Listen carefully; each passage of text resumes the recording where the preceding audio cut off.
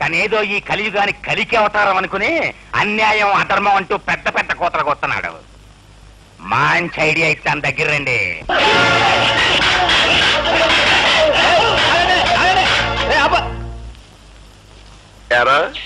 మర్యాదగా మీ వాళ్ళందరి చేత ఓట్లు వేయించరా అంటే మొండికెత్తారా? అందుకే అట్టుకొచ్చి కుళ్ళబోటు చేయడం జరిగింది.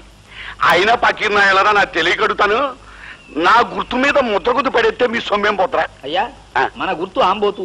దాని మీద ముద్ర గుద్దితే అది అచ్చోసిన ఆంబోతు అవుతుందని భయపడి వాళ్ళు గుద్దకూడదు అనుకుంటున్నారు. చక్కటి, నువ్వు నన్ను ఎగతాళి చెప్తున్నావా లేకపోతే ఏదైనా నిజం చెప్తున్నావా? ఎవరైనా చెప్పాయంటే ఇరిగిపోతుంది నాడు. అబ్బా, ఎలక్షన్లు ముందెట్టుకుని చీప్ డిస్కషన్లు ఏంటి? అసలు పాయింట్ కి రావాలి కదా. ఇదిగో, మీరు వెనకడికి ఎప్పుడో నా దగ్గర చిల్లర అప్పులు తీసుకున్నారు.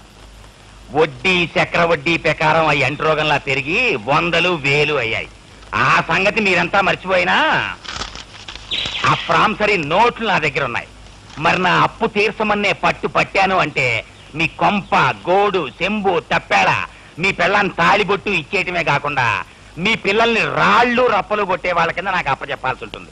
అంచేత మీరు అందుకు సిద్ధపడతారా? నేను చెప్పినట్టు మా ఆంబోతుకి ఓటేస్తారా? ఆంబోతు నన్ను చూపెట్టావటయ్యా. ఆంబోతు గుర్తుకొని చెప్పయ్యా. తమరన్నా తమరు గుర్తున్నా ఒకటే సార్. అలాగే. అంచేత మీరు నా అప్పు తీర్చడానికి అన్ని ఇచ్చేసి ఫకీర్లు అయిపోతారో, నేను చెప్పినట్టు ఓట్లేస్తారో తేల్చుకో. ఈ ఒకటానికి వేయండి అయ్యా. మళ్ళీ 5 ఏళ్ళ వరకు మీ జోలికి వచ్చినా మీకు కనిపించినా నన్ను చెప్పు తీసుకోకండి. వాళ్ళని ఆలోచించుకొని అయ్యా మగడా.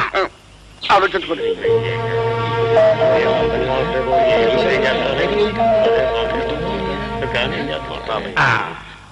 మీకు ఓటేస్తే మాకేం ఉపకారం జరుగుతుందో తెలియదు కానీ ఏగిపోతే ఎంత అపకారం జరుగుతుందో మీ వల్ల మాకు బాగా తెలిసింది. మీరు చెప్పినట్టుగానే మేము మా వాళ్ళంతా మీకే ఓటేస్తాం బాబు, మీకే ఓటేస్తాం. అది ఎండన్ గా ఉంది నీ మాట. అది కాదయ్యా, ఇప్పుడు అడ్డగా చెప్పి రేపు ఆ పోలు గదో దూరి ఎవరూ చూడలేదు కదా అని నా ఆంబోతులు తెలిసి మరో గాడ్ల మీద కుదిరితే నేనేమైపోవాలి? నేను ఒప్పుకోనయ్యా. అందుకే అక్కడ దేవుడు ఉన్నాడు.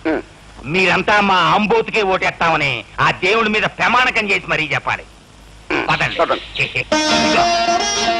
మీరంతా ఈ ఆంజనేయుడి పాదాల మీద ప్రమాణకం చేసి మా ఆంబోతుకే ఓటేస్తామని చెప్పాలి. కానివ్వండి.